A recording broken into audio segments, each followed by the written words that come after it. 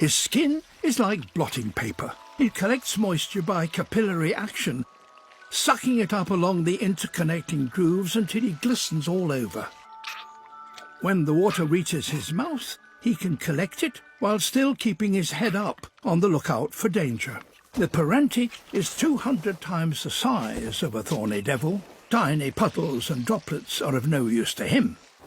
What he needs is a juicy lizard.